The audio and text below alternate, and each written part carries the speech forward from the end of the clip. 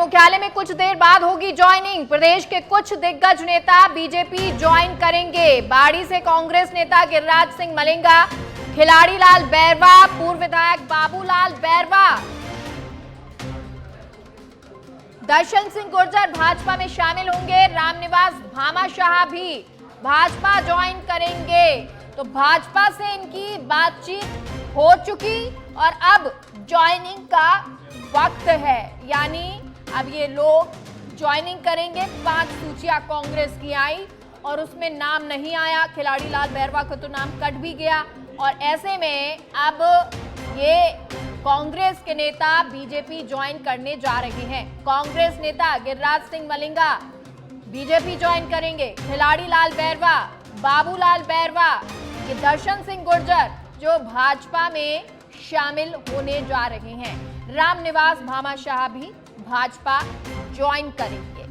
ये वो तमाम नाम हैं जो बीजेपी ज्वाइन करेंगे और अगर ज्वाइनिंग हो रही है तो फिर ये मानिए कि टिकट भी मिलेगा, क्योंकि पूर्वी क्षेत्र ये वही क्षेत्र है जो बड़ा सरदर्द या बड़ी चुनौती भाजपा के लिए है, जहां से उम्मीदवारों को उतारना है।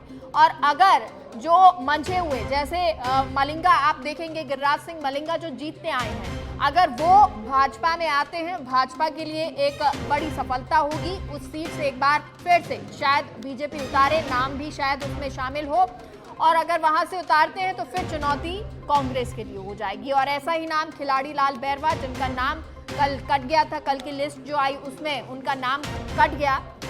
और राजीव हमारे साथ दिल्ली ब्यूरो चीफ जुड़ गए। राजीव, कई नेता जो हैं कांग्रेस के वो भाजपा ज्वाइन करने जा रहे हैं, क्या कुछ जानकारी इसको लेकर और कब शामिल होंगे?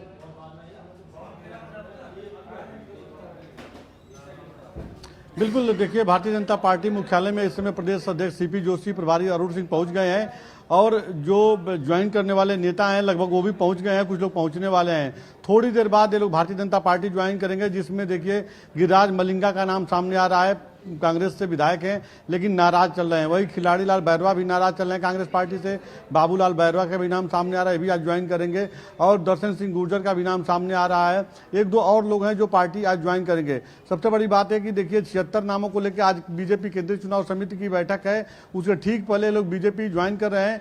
और इन लोगों को ज्वाइन कराने के पीछे जो चर्चा है कि भारतीय जनता पार्टी इन्हें टिकट दे करके चुनावी मैदान में भेज सकती है, क्योंकि यह लोग कांग्रेस पार्टी से नाराज होकर के कांग्रेस पार्टी से रिजाइन देकर के भारतीय जनता पार्टी का दामन पकड़ रहे हैं। जी, अब अगर राजीव देखें इन लोगों को, क्योंकि ये वो सारे लोग हैं जो पूर्वी क्षेत्र से आते हैं, पूर्वी क्षेत्र की सीटों से हैं, तो ऐसे में भाजपा को फायदा होगा, क्योंकि ये वही सीटें हैं जहां पर अभी तक प्रत्याशी घोषित भाजपा ने नहीं किए हैं। बिल्कुल, देखिए भारतीय जनता पार्टी जो है लगातार सीटों का मंथन करने के बाद लगातार जो समीकरण बना रही थी, उसी समीकरण के हिसाब से भारतीय जनता पार्टी चल रही है। भारतीय जनता पार्टी को इस बात का मैसेज था कि अगर इन लोगों का टिकट कटता है, इन लोगों को मौका नहीं दिया जाता है, तो यह लोग भारतीय जनता पार्टी ज्वाइन कर सकते हैं। क्योंकि इनके जो समर्थक हैं, जो कांग्रेस पार्टी के जो नेता आज बीजेपी ज्वाइन करने वाले हैं, इनके समर्थकों का कहना है कि लंबे समय से ये लोग पार्टी में उपेक्षित थे और अपनी उपेक्षा महसूस कर रहे थे, लिहाजा लंबे समय से रणनीति बना रहे थे कि उचित समय पर जो है बीजेपी का दामन पकड़ा जाएगा। तो अब चुनावी मौसम में तारीख का ऐलान हो चुका है, टिकट का ऐलान होना बाकी है, लिहाजा इन लोगों ने बीजेपी की तरफ अपना कदम बढ़ा दिया है। थोड़ी देर बाद ये लोग भारतीय जनता पार्टी ज्वाइन करेंगे और सीईसी की बैठक में इनके नाम पे भी चर्चा की जाएगी और इन लोगों को टिकट दिया जा सकता है। जी ठीक है राजीव, एक और चीज, क्योंकि देखिए इन लोगों को अगर खड़ा किया जाता है, भाजपा इनको करौली सीट हो गई, बाड़ी हो गई, बसेड़ी, इन सीटों से खड़ा करती है, कांग्रेस के समीकरण कितने बिगड़ेंगे?